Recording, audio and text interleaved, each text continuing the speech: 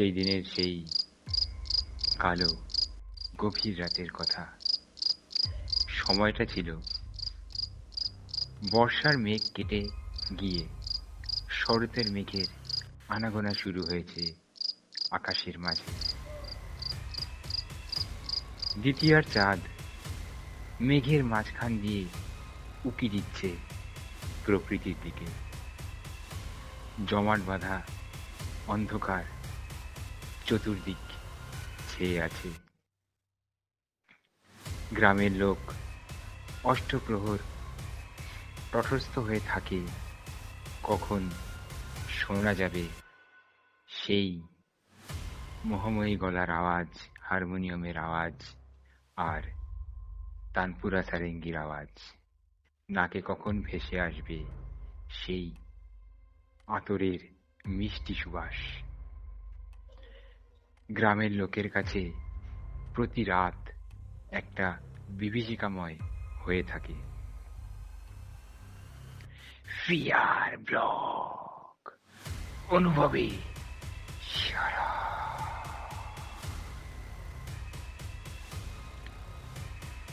রাত গভীর হলেই নাকে ভেসে আসতে থাকে একটা আতরের সুবাস, যেন মন কেড়ে নিয়ে যায় সেই সুবাসে, মাতাল করে দেয় প্রত্যেকটা মানুষকে।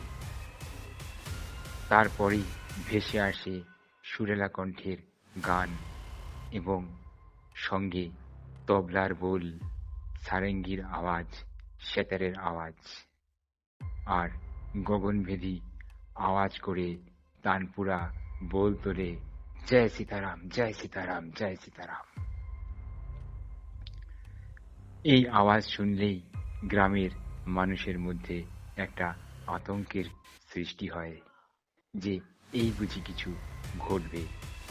সারা রাত এইভাবে জেগে থাকে গ্রামের মানুষ, আর বুক তাদের ঢিক ঢিক ঢিক আওয়াজ করতে থাকে।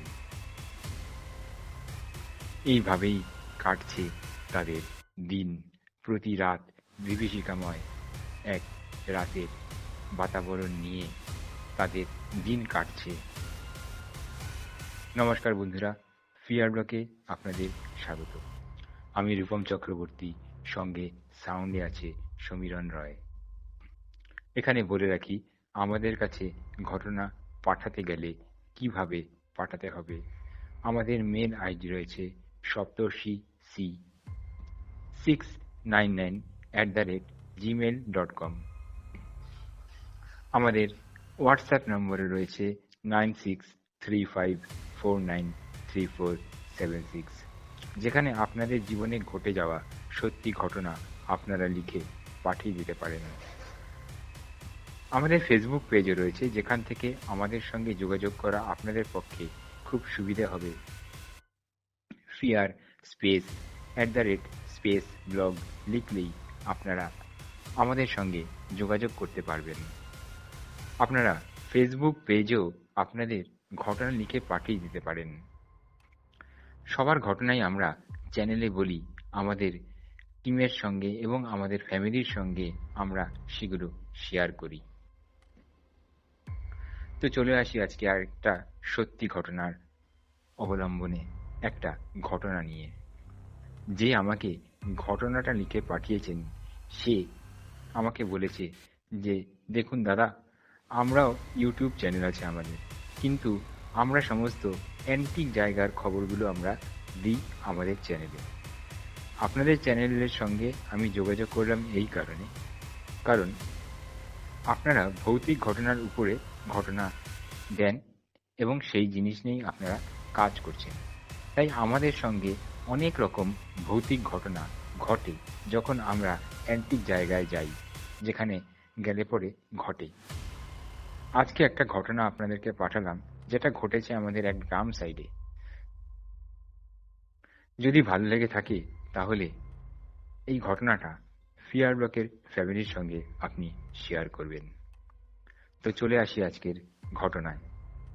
ওনার নামটা আমি বলছি না, কারণ যেহেতু ওনারও একটা চ্যানেল আছে সেহেতু, এবং গ্রামের নামটা উনি বলতে না করেছেন চ্যানেলের স্বার্থে।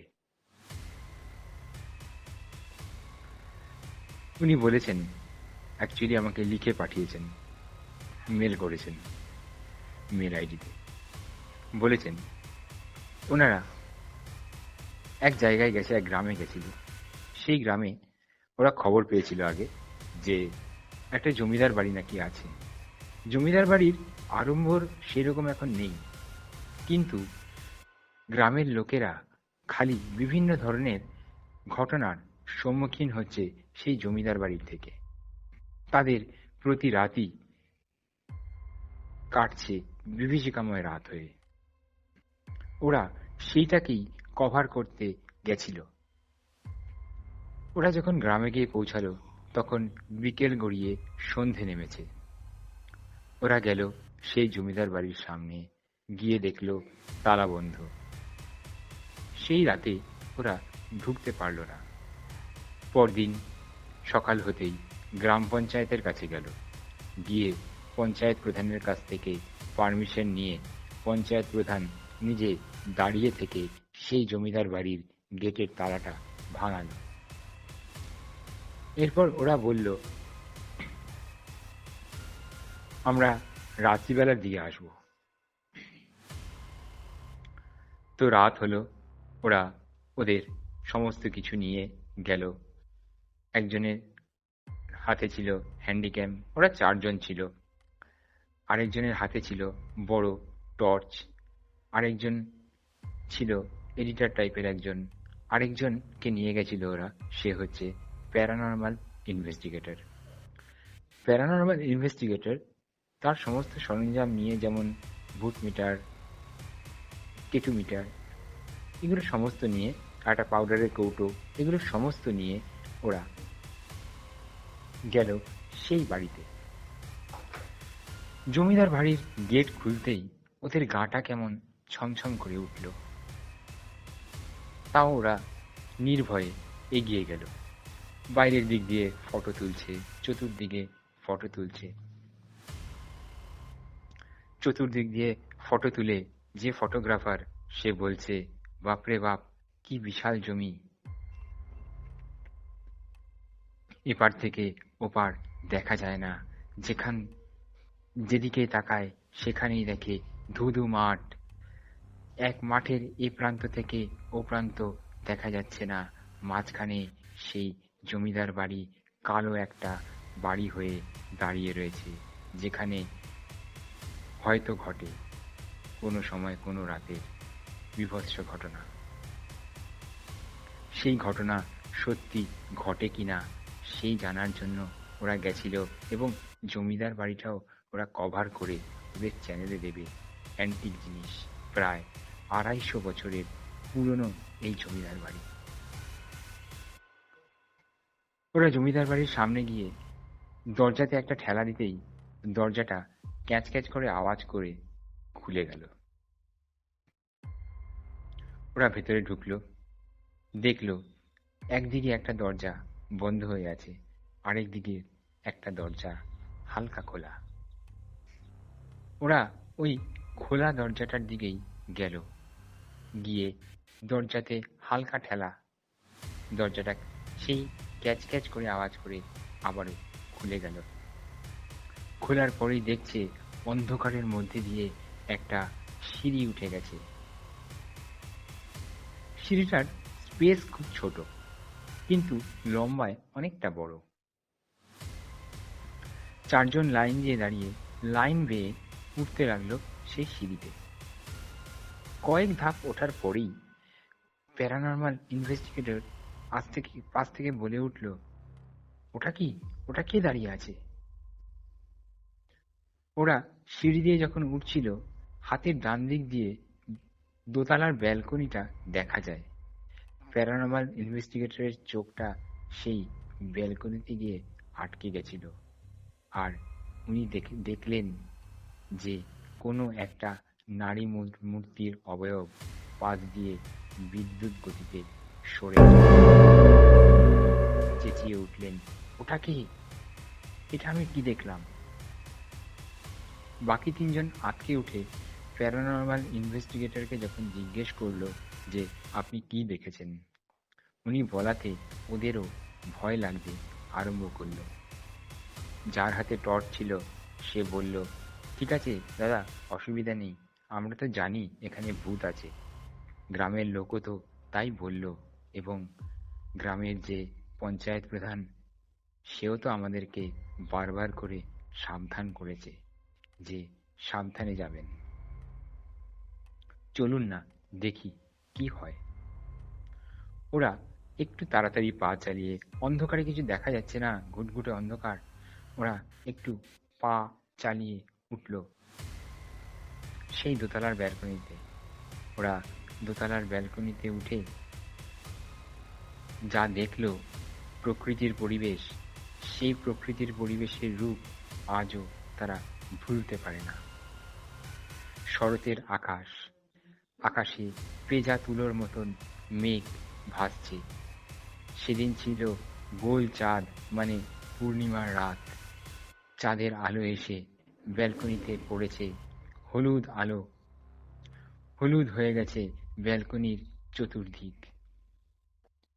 সঙ্গে হালকা ছাতিম ফুলের গন্ধ, একটা ঠান্ডা ঠান্ডা পরিবেশ। ওরা ওখানে কিছুক্ষণ দাঁড়ালো, দাঁড়িয়ে দুদিকে তাকালো। দুদিকে তাকানোর পর দেখলো বাঁদিকে একটা দরজা, আর কোনো দিকে কিছু দেখতে পেল না। ওরা সেই দরজার দিকে অগ্রসর হলো। যাওয়ার পরে দরজাতে অনেকবার খোলার চেষ্টা করলো, কিন্তু কিছুতেই খুলল না দরজাটা। এরপর প্যারানর্মাল ইনভেস্টিগেটর মারল জোরে এক লাথি দরজার মধ্যে।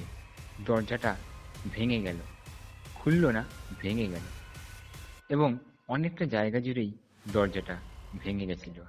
যেখান দিয়ে ওরা প্রবেশ করলো সেই ঘরে। ঘরে অন্ধকারে আচ্ছন্ন, মাঝে মধ্যে মুখের মধ্যে চুলের মতন কি একজন লাগছে চারজনেরই।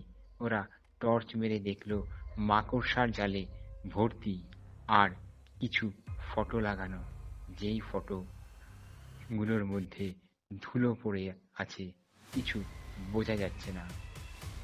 ওরা ধুলো সরিয়ে বুঝতে চেষ্টা করলো, কিন্তু এতটাই পুরু হয়ে ধুলো পড়েছে যে হাত দিয়ে সরানোটা সম্ভবপর হচ্ছে না কিছুতেই। ওরা চতুর্দিক ঘুরলো, কিছু দেখতে পেল না। হঠাৎ করে ওরা টের পেল নিচের ঘর দিয়ে যেন একটা ঘুঙুরের আওয়াজ হচ্ছে।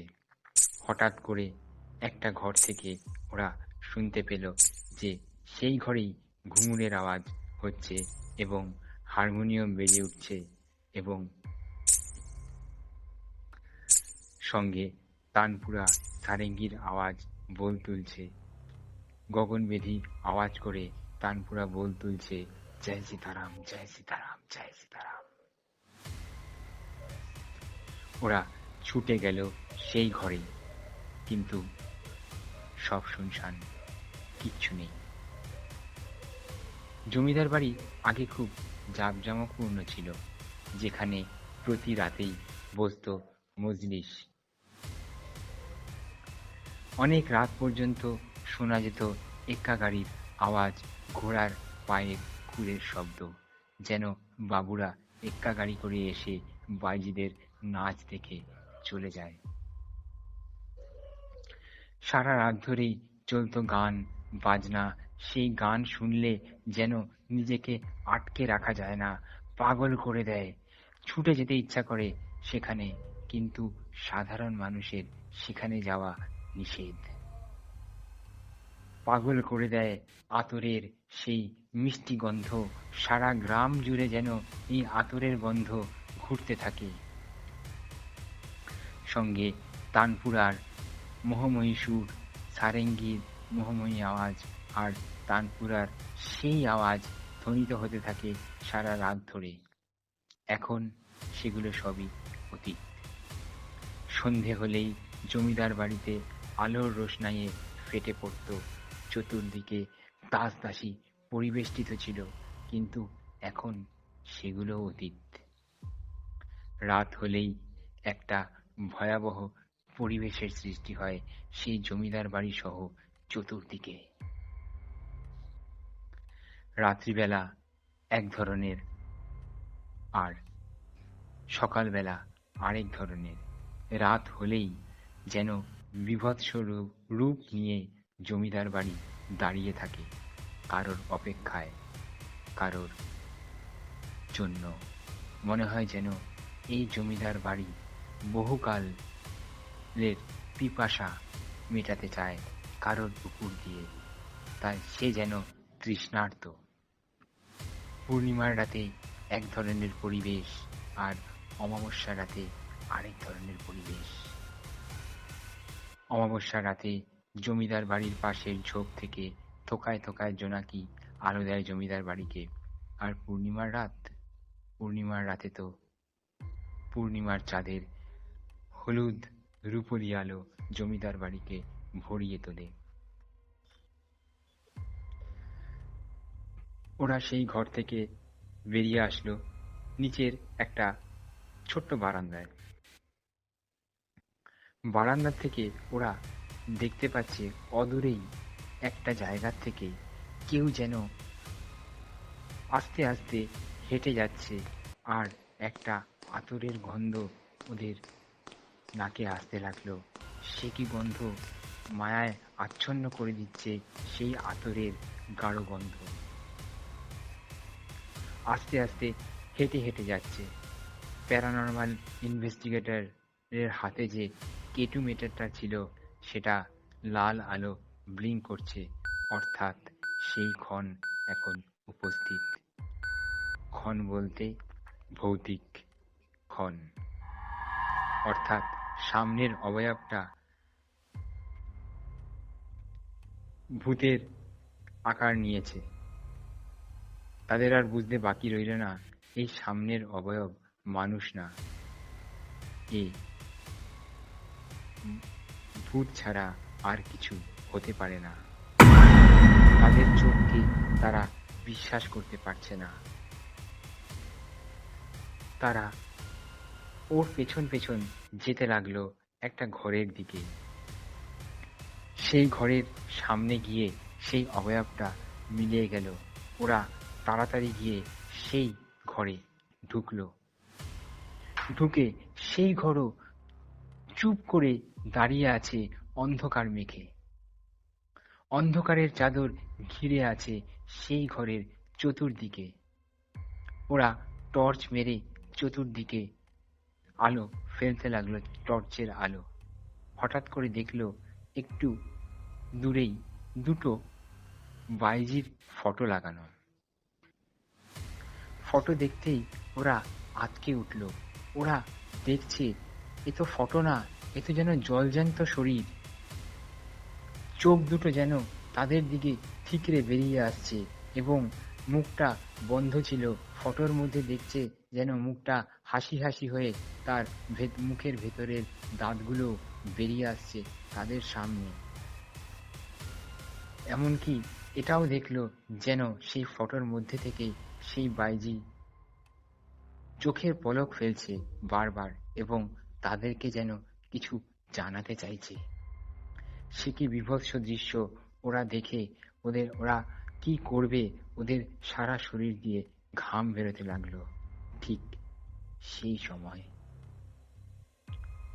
একটা কর্কশ গলায় বলে উঠল, আমি কে জানিস? আমি হলাম প্রধান বাইজি কলাবতী। ওরা টর্চ ফেলে চতুর্দিকে দেখতে লাগলো কোথার থেকে এই আওয়াজটা আসলো, কিন্তু চারিদিক শুনশান। এই করতে করতে টর্চের আলোটা গিয়ে পড়ল সেই ছবির দিকে, নিচে লেখা প্রধান বাইজি কলাবতী। ওরা দেখে আটকে উঠল।